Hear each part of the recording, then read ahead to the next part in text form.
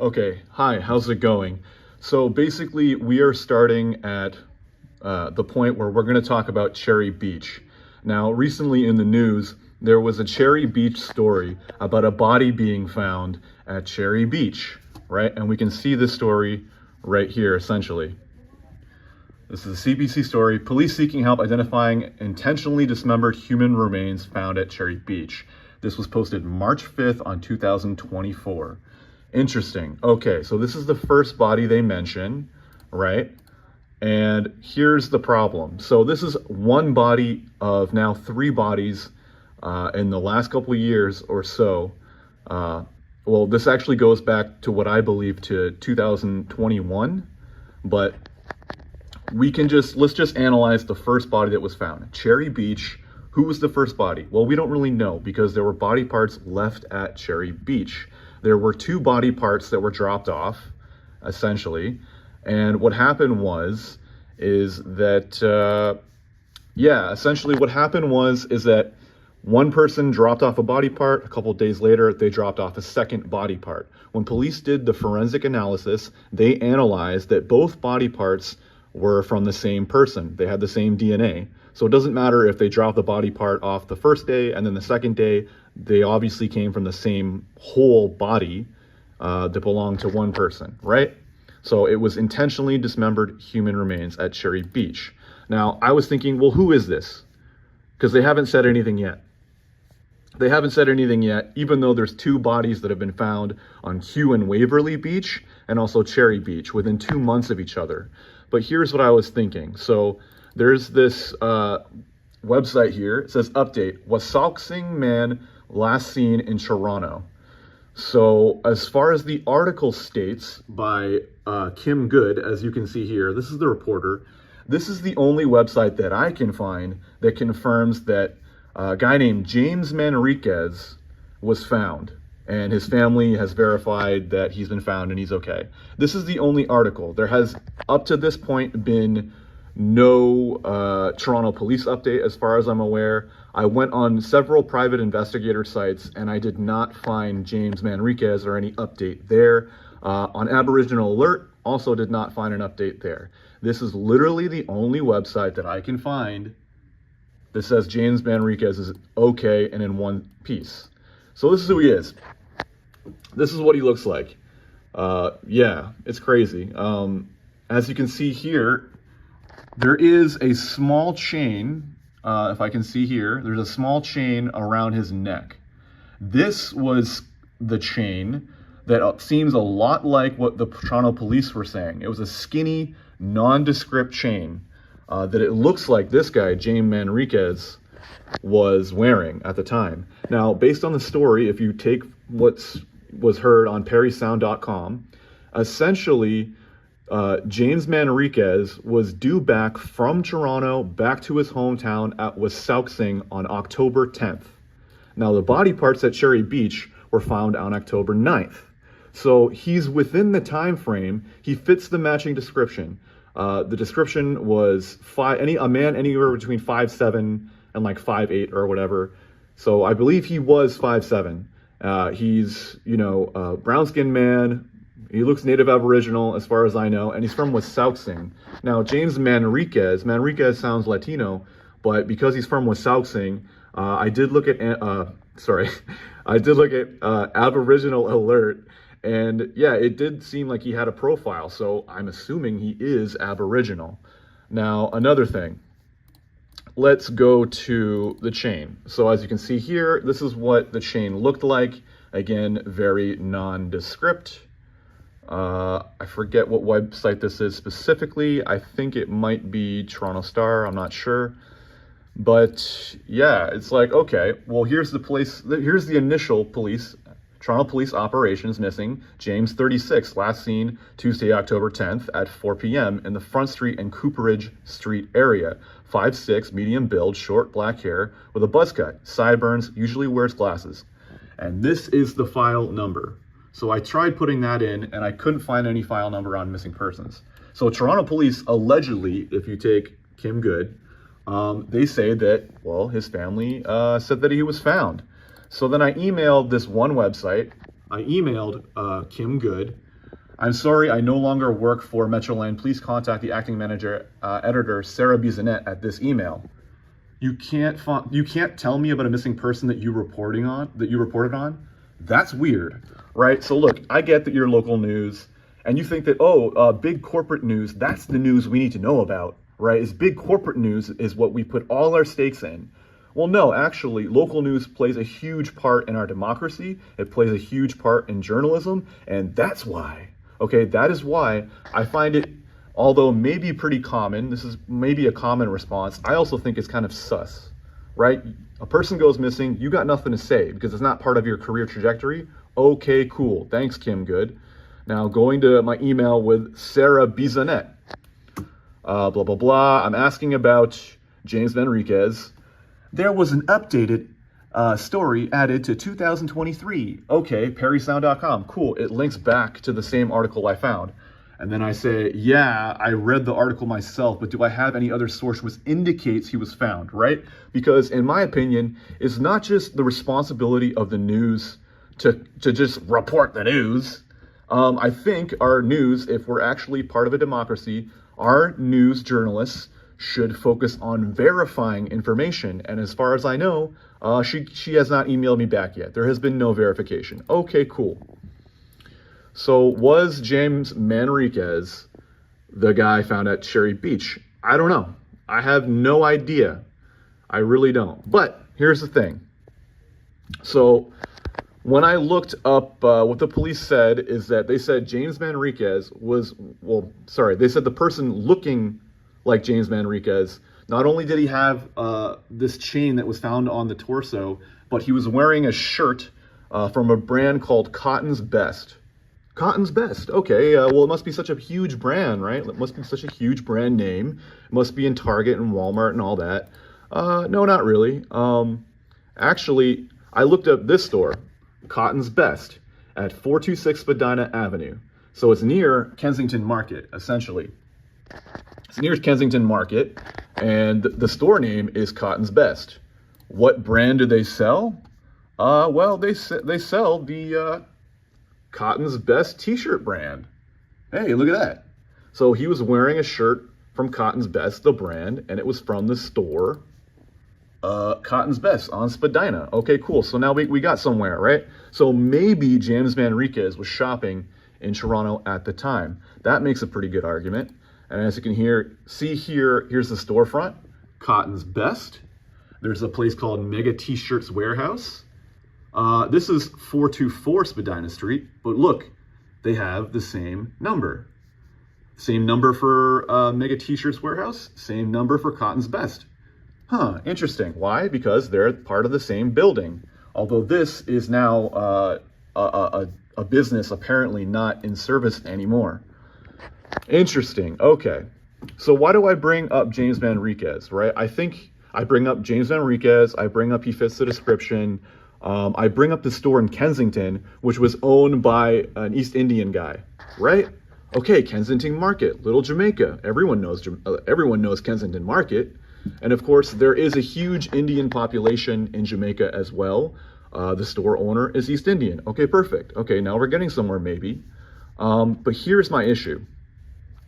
There was also a second body found.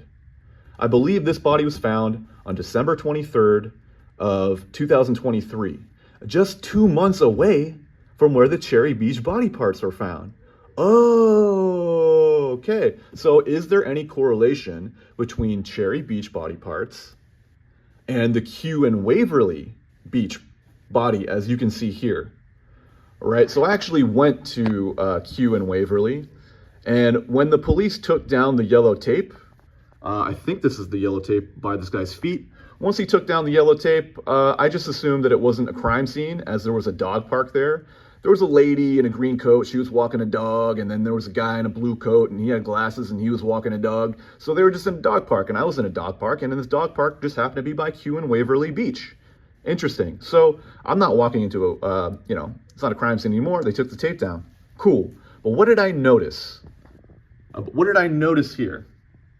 So as you can see, this guy, they said that this body, again, it's a whole body. You can see the head up here. You can see the feet down here. It looks like a whole body. Cool. So what do we know? Well, I went there around 11 a.m. in the morning, that morning, and there was a city news media truck already there. Now, as you can see, the photo that's in this photo, it's a lot farther away from where the cops are seen. And this photo actually illustrates a beautiful point, because actually there was a huge mound, and it wasn't directly where my mouse is pointing. It was, I think, a little bit off screen, or a little bit off screen here, because when the fences are gone, you know, I don't know. I think it's hard to tell where the fence is and where the beach is. But what I found is there was a huge mound. There was a body-shaped mound, right? Maybe a little bit closer to this fence here. And it was an imprint in the sand. It was a large imprint in the sand where a body could have been, right? But then why is it over here? Why is it over here next to this lifeguard yellow buoy thing that they throw in the water to save people? Why are the police standing over here? You can see the yellow blanket on the body. Well, if you look closely, right? Because they said they dragged the body out of the water. But there was a huge mound over here and an imprint in the sand. Obviously, a little bit closer to where the fence was. You might not be able to see it. I don't know, it's probably in this region, a little bit closer to the fence over here. But look where the beach is. So as the water's incoming, you see the waves here, the water smooths out the sand, right? It smooths out the sand. So the only footprints, if the police move the body, right? If the police move the body, the footprints only go along this edge. You do not see any footprints directly in the water on this smooth sandy area here. That makes me believe that if the footprints trail up here, the Toronto police, for whatever reason, moved the body. Did they move it for the media? Did they get the nice little picture there? Like, why did they do that? Why are they standing over here if what I'm saying is true, right? Right, as you can see here, there doesn't look like any, if this is directly where the body is found, why is there no footprints? Where's the footprints into the water if you dragged the body out of the water? If he died in the water and he drowned, then why is there no footprints? Right, there's 4 of you at least, right? Maybe 4 enough to move a body, I don't know. But here's the thing. So where I was, where that big imprint in the sand was, it was at least 50 feet away from where the body is, as you see here, right? And when I was there, what was funny is like there was this fatty kind of gristle thing. It looked like an ugly, gross, greenish yellow kind of thing, right? And it was in the sand. So I looked at it and I'm just thinking, okay, if you were to pull, like morbidly, if you were to pull fat tissue from muscle, once you pull the fat tissue from the muscle, would there be a tear pattern in the fat tissue? Because it's connective tissue. The fat obviously is lined on the muscle. If you teared the fat tissue from the muscle, would it leave a tear imprint on that fat gristle? Because that's what I found in that huge imprint in the sand, which looked like a body imprint. Approximately this big. Very kind of sus. Now, you may be thinking to yourself, well, I mean, that's a little crazy, right? Toronto police, our police officers, they can never do any wrong. There can never be any police corruption. There can never be a pattern of incompetence. There can never be a cover-up. There can never be lies from the police because they're these tragic heroes that can do no wrong, right? But remember, there has been 3 bodies since found, if you date back to 2021, there's been 3 bodies found on 3 separate beaches. There was 2 bodies found, Kew and Waverly, the one you're looking at now. That's one body on December 23rd, 2023. The Cherry Beach body parts were found on October 9th, 2 months apart from each other. So what do we know? Well, okay, we know that, James Manriquez looks like a native looking guy. We know he's native Aboriginal. Okay. But why did I make the connection between James Manriquez, the 426 Spadina store, and, Jamaican area, Indian Kensington? Why did I make that? I know it sounds like a leap in logic until you realize that I found a coconut in the water at Kew and Waverly, right? I actually picked up this coconut in the water and then I put it over to these rocks over here and then I smashed it just to make sure that there was white coconut meat on the inside of this coconut. So it was in fact a coconut. Is that a big deal? I don't know. But if it was a homeless black person, like in the photo here, then guess what? Coconuts could be in the diet of Jamaican people. Coconuts could be in the diet of East Indian people. And there's a huge East Indian population in Jamaica, right? So if it was a homeless person, that homeless person could have left their coconut in the water as a little snack. You know, and obviously when they died around that time, they could have left it floating there. So is there any possible connection from Kensington Market, the 426 Spadina, Cotton's Best, and these two bodies? I don't know. I'd like to find out. You know, I'm not this like superhuman, like God level, you know, omniscient being. I have limitations. So look, all I'm asking is for the internet community, help me out. Help me verify a few facts, because there's a lot of things that are very sketchy. And hey, if you want to throw your 2 cents in, please do. Okay, because there is a constant repetitious pattern of incompetence by Toronto police, and I want to find out why it is. Okay, so what am I going to go to next? Right, okay, well, hold up. Let's go to 2 men carrying chainsaws at Cherry Beach arrested. When was this? When was this? Who are these guys?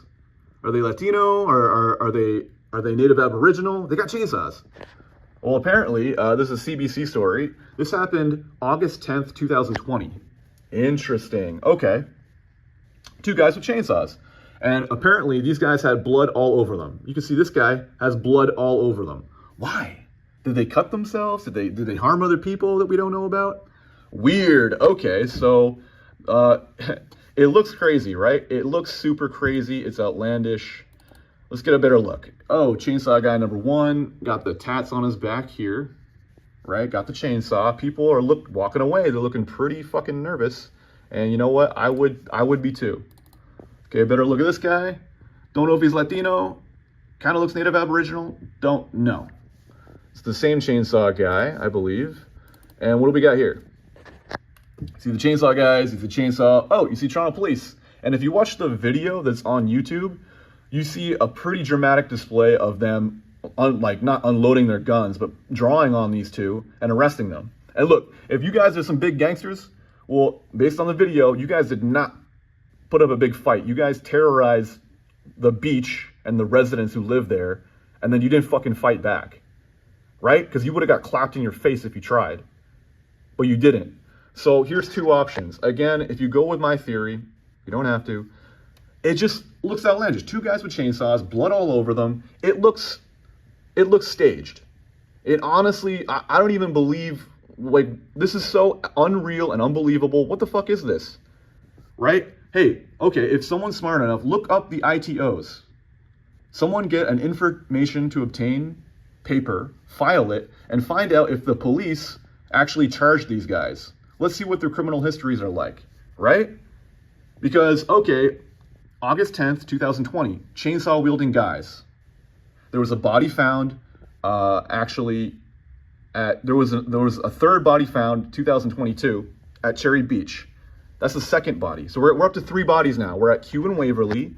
We're at a 2022 body at Cherry Beach, and then there was body parts just recently that were found. Oh, okay. So is there a pattern? What is going on here? Please. Please, can someone tell me what the fuck is going on? I would really like to know. Okay, so can I just bring up something real quick? I knew a guy named Raheem White. Raheem White, he was the third body, actually. Well, no, in the timeline, he was in the timeline, Raheem White, this guy, he went missing. His posters were all over downtown Toronto. This guy went missing. And I think in the timeline of the 3 bodies, he was the first guy. And he was found at Cherry Beach. Now, the police said that he was a homeless vagrant and he was camping out at Sunnyside Beach. Damn. Sorry. Okay, that is my fault. Let me reiterate. There was body parts found at Cherry Beach. There was a body found at Kew and Waverly. Sorry. And there was Raheem White that was found at Sunnyside Beach. Sorry, excuse me for that. He was found at Sunnyside Beach. Right? I actually went there. His body was found here. So you see the Gardner Expressway, he went over, he obviously, his body somehow got over the expressway at Sunnyside Beach and somewhere near the pedestrian bridge, right? Because there's a bridge to cross over from the highway. And when I heard about Raheem White's body being found, I thought it was in this sandy area.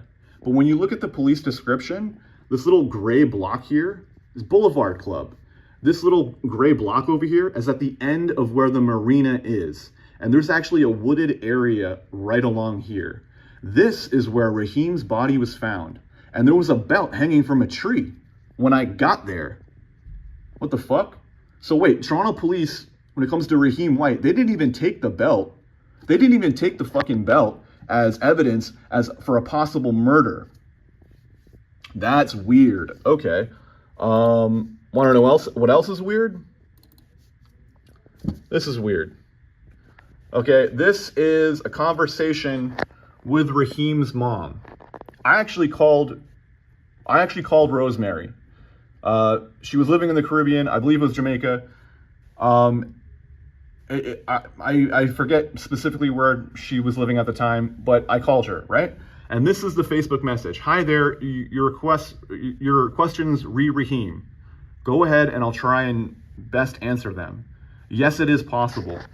So for whatever reason, yes, it is possible. The message got deleted. And as far as I talked to her, even this conversation on her end, this got deleted. It's no longer on Facebook. Someone hacked this shit and our message between each other were totally gone. And this actually backs up a statement from what Raheem's friends were saying.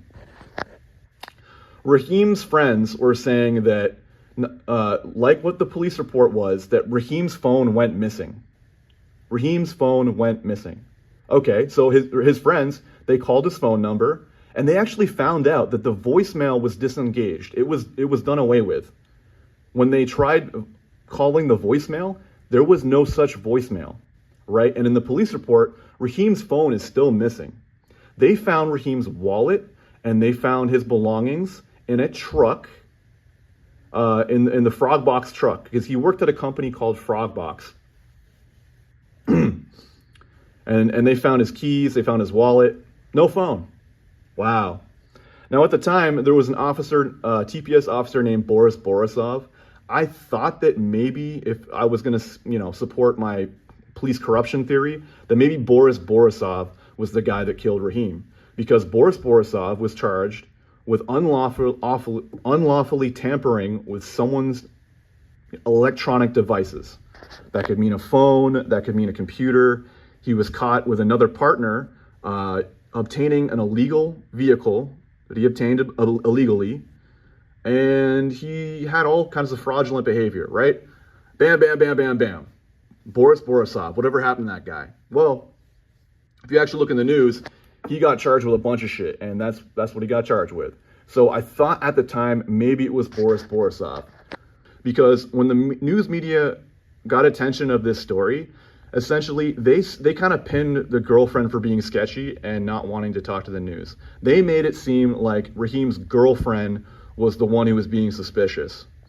But I called this company called Frogbox. I called Frogbox. Frogbox is a company Raheem was working for in the Pelham region.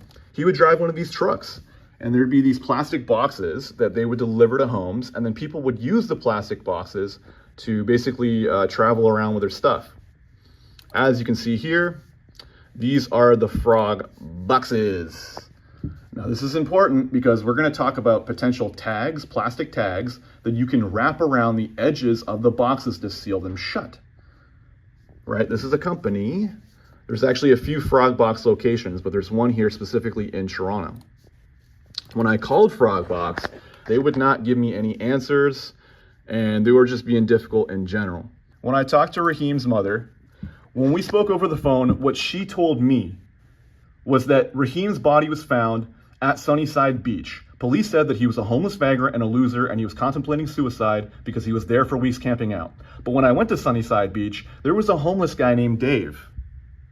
The homeless guy said that the tent that was in the police report actually belonged to him, and at the time when I spoke to him sometime around last year, he had been living there for 4 years. So when the police looked at the tent, saw Raheem's body and the belt hanged around the tree, they said that Raheem hung himself, that he strangled himself. Oh, strangled himself like what? Like the body that was found at Kew and Waverly Beach, maybe? I don't know. But here's the fucked up thing, is because that never made the news. That never made the news. That never made the news. The belt was still there hanging on the tree, and they did not take that as evidence to exclude murder, to exclude the fact that Raheem could have been murdered, right? Go back to this gray block. This is where his body was found. This is where the overpass is to the highway. Raheem's body was found here. The homeless guy named Dave, that was his tent. It was not Raheem's tent. Right across from the bridge where someone could dump off a body in this wooded area because it was convenient. It was convenient. The beach was right there. The body was hidden. It was across the overpass. Okay, no fucking way are you going to tell me, no fucking way are you going to tell me that where Raheem's truck was found, Indian Road and Kenneth Ave, as based on the story, also not too far away from the Frog Box location, you're going to fucking tell me that Raheem, it's an 8-minute drive from where the truck was found to where the body was. But that's an 8-minute drive. That's not an 8-minute walk, buddy. You're telling me he walked several blocks. He made it all the way over here. He traveled the overpass, and he fucking landed in the last place anyone would want to die, in these wooded areas next to that parking lot across from the bridge. You're fucking lying. That's bullshit. That's fucking bullshit. Raheem, no one in Raheem's family believed that Raheem killed himself, and Toronto police did not take the belt that likely killed him. But just remember, please, if anything, just fucking remember, okay? When people's stories go missing, when it's reported in the news media is not going to fight back at all. They told me on multiple occasions, we do not want to play police officers. Therefore, we will not report police corruption. Why are people going missing? Why? When we had Luca Magnotta, the Toronto police got information from an international case. They rejected the United States intelligence, essentially. They rejected those internet sleuthers, and Luca Magnotta was able to kill someone when they could have stopped it. This guy, Luca Magnotta, was killing cats on the internet. Toronto police had the information. They did nothing. Bruce McArthur killed like fucking 8 people. 8 people died until a white man, Andrew Kinsman, came up, and that's when Division 51 started investigating Bruce McArthur. But eight Muslim people died, okay? For what? And the funny thing is, the Bruce McArthur case, that went international. So if you're telling me that you can do an international investigation on Bruce McArthur, but you can't take outside information from the United States for the Luca Magnotta case, then what the fuck are you telling me? So just to reiterate what I said about, all these people going missing or, their bodies being found.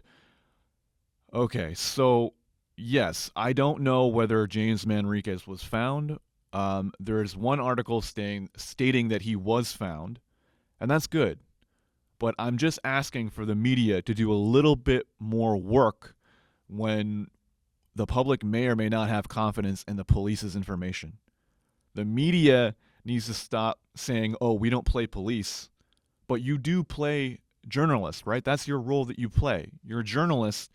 So the role of a journalist isn't just to spew out information. I think the government needs to get involved, and I think the government needs to tell these news media organizations, you have a responsibility to report the news and verify information. There should be verification centers where people can go to so that we don't have misinformation or disinformation, right? That should be, if the media industry is dying, then you need to be socially responsible, for one, and maybe make it a part of your business practice to verify information. If James Manriquez was found and he's okay, that's great. That's perfect. I'm not looking for any other outcome than that if that's the most positive outcome. But there was bodies being found on Kew and Waverly and Cherry Beach, and the 2-month interval was kind of weird. And the reason I bring up these Toronto Beach bodies is because knowing trends in crime, right? I think, there's the data, obviously, but I think there's also things that we can see in real life that are not just anecdotal, right? Like we know that shootings go up during the summertime because that's when a lot of the gang warfare and a lot of the beefs and ugly confrontation, it happens in the summertime. We know that it's correlated to those shootings, right? But also in the wintertime, when bodies are popping up on beaches, maybe it's because of the post-mortem interval. Maybe it's because these people killing these people think that they can preserve the bodies and have them not from being found because it's the wintertime. It's colder. The bodies decay slower, right? That's why these bodies keep popping up in this wintertime interval. But the question is why? Why are people going missing? Why are people being shown on the beaches? If the beaches are an area of interest, then for all the other people going missing, there's obviously physical locations or areas within the city that are of interest. Why are people going missing? What's the pattern? I also just want to recap about Raheem White. Again, I spoke to his mother about when the police informed her about what was going on with her missing son. Right? Raheem's mother told me that the police said that they found a homeless encampment that they said belonged to Raheem. They said because they found this homeless encampment, Raheem was camping out there and he was waiting to commit suicide because he was depressed. But that, I think, is counterfactual because there was a homeless guy there found at the end of the pier on Sunnyside Beach, right? That homeless guy was named Dave, and he said that he had lived at that encampment and it belonged to him and him alone. He had lived there for 4 years. 4 years around the time when Raheem White went missing. So I think this is counterfactual. I think it's sketchy because the Toronto police, they never took the belt as evidence, which means they never excluded murder as the cause. Of course, when I tried to reach out to Raheem White's mother, our Facebook conversation got deleted. So it almost felt like someone interjected in that conversation. And her being out of country, living in the Caribbean, right? She had no family member she could send over to ensure the autopsy was real. She likely still thinks that, either her son went missing for a very sketchy, suspicious reason. I don't think she believes Raheem committed suicide. I don't think Raheem's family or his family friends or friends in general, I don't think they thought Raheem was suicidal. And unfortunately, they never did a follow-up with Raheem's mother to ensure that the autopsy was verifiable, right? Maybe the responsibility falls on Raheem's mother, but she was out of country. There's no one they could contact to give this family and the mother relief for the missing person known as Raheem White, right? And when these people's stories go missing, they go missing forever. Their stories go untold. When the Toronto police goes to the news media and says Raheem White was suicidal, he hanged himself to death, right? In a place, like, there was garbage everywhere. There was, listen, it just wasn't a place for someone who wanted to die. No one would logically want to be there to die. It was a horrible place to die. It was unseen from everyone, and it seemed suspicious because, again, his truck was so far away from the overpass, from the beach, and it just seemed the parking lot there, it was a convenient spot. And if someone goes missing and if a body is found there, then we know it's a regular place that people are going to dump off bodies, right? Now we know if that happens. But just in retrospect, I think the parking lot was so close to this wooded area along the beach next to the pier, at the end of the pier, that it was intentional. It was an intentional place to drop off a body, and I think that's what happened to Raheem White. I think Raheem was murdered. And although I can't confirm this, there were these plastic tags, like very thick plastic tags, that I believe that could wrap around the plastic frog boxes that Raheem was delivering. There was these plastic boxes from a company called Frogbox because they dealt in delivery services. They would bring these plastic boxes to a customer, and the customer would use these frog boxes, these green plastic boxes, to move their stuff. And with the frog boxes, I believe there could be plastic tags that could seal these plastic boxes. And yeah, I don't know. Maybe that was functional. Maybe that could have been the case. I tried calling the company Frogbox. They were very hesitant to tell me whether that was possible or not. On one occasion, they said yes, it's possible. From calling, I think their Vancouver location, but the Frogbox location here in Toronto, they said no, we don't use plastic tags. But I found these thick plastic tags next to Dave's homeless encampment. Dave could have stole, unfortunately, just saying what it is, not giving his last name, but Dave could have stole from grocery stores. He could have cut these plastic tags off these boxes himself. So I don't know. But if someone knew the drop-off point, if someone was going to stage a murder and say, you know what, Raheem was a homeless vagrant. He was intentionally going to commit suicide. If they knew Dave's encampment was there, then they can cut off the plastic tags and then said it belonged to Dave, right? And I don't know this for sure, but it just doesn't make me feel right about it, and that's why I'm talking about it today, and that's where I'm going to leave it because, this story is done. It's not in the news anymore. Yeah, so when you're talking about these sorts of cases, obviously I'm not a police officer. I'm not really a private investigator. I'm just a member of the public. And this sort of information can be very disturbing. It's very hard to listen to. But at the same time, the public wants to know what's going on in their city.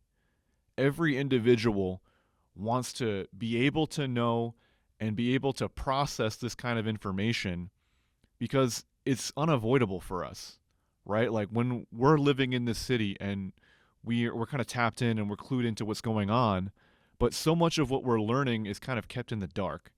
And for the Toronto Police, if the Toronto Police are in fact listening, obviously I'm going to be hypercritical of you till the end of time. There's not going to be any reconciliation between me and the Toronto Police.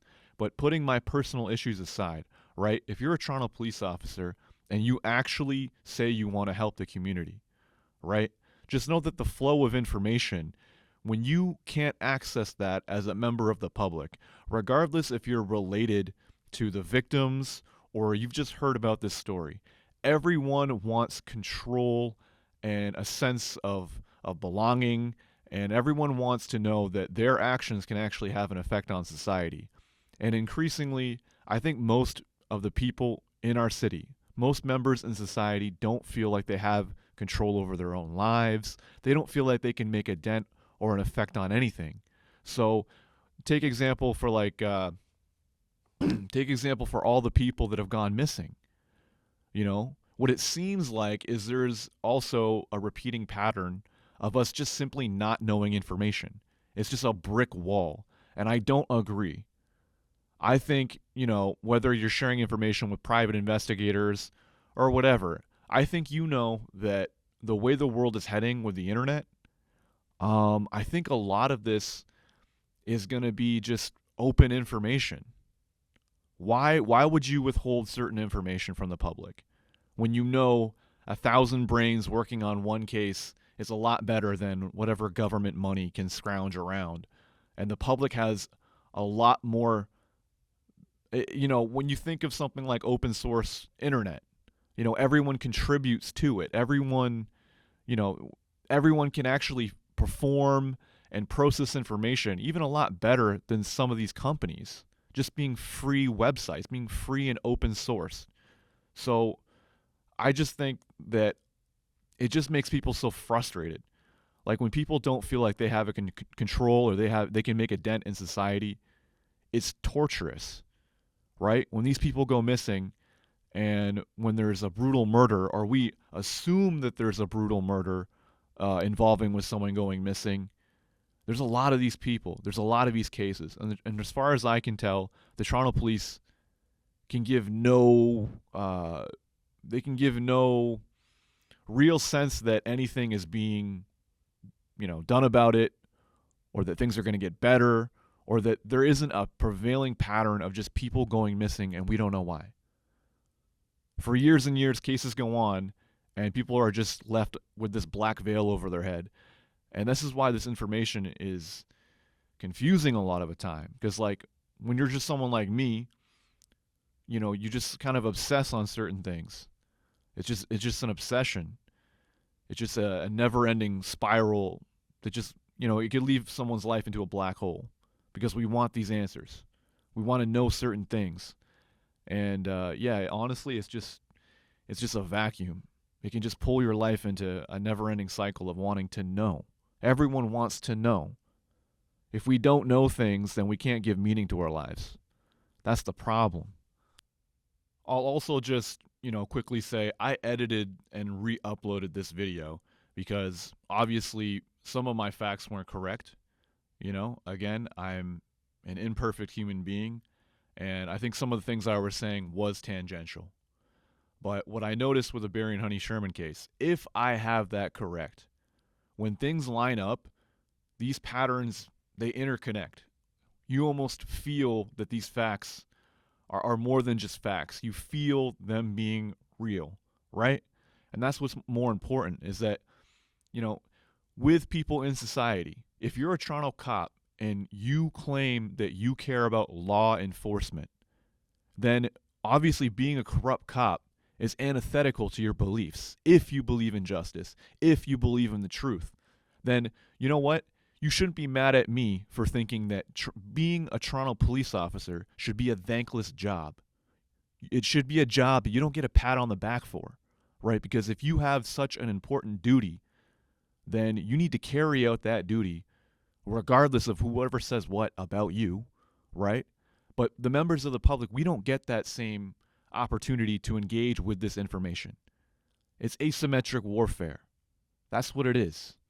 So it's just something to think about, right? Because before you make accusations, you know, even I should know, before you make accusations, you should do good to actually understand where people are coming from. And I think I understand what's going on in the city. I think there's a prevailing problem with people going missing, and I think the Toronto police are responsible for that.